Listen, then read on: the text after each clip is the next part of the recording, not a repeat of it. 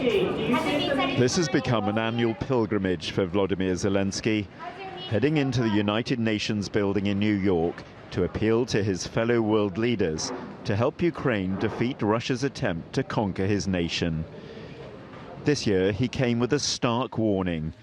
Vladimir Putin, he said, was planning to attack Ukraine's nuclear power plants.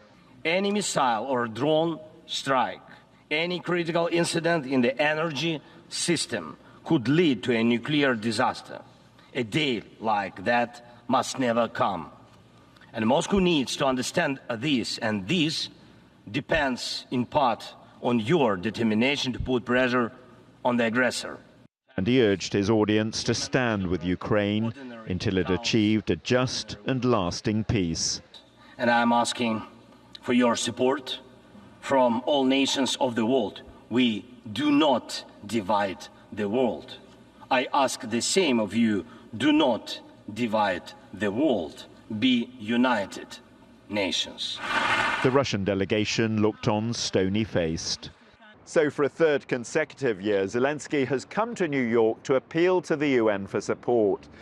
But out of 142 world leaders here, there's one he's particularly focused on this time.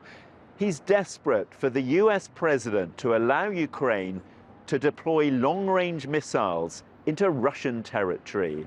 Analysts believe Joe Biden is leaning towards saying yes, but that the decision remains in the balance. But at this point in the conflict, the big sort of existential question is, do the long-range missiles bring us to a swifter end of the conflict? Or is it an escalation of the conflict that prolongs the war?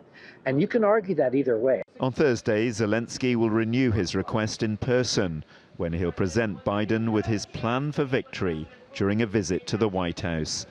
Jon Brain, TRT World, New York.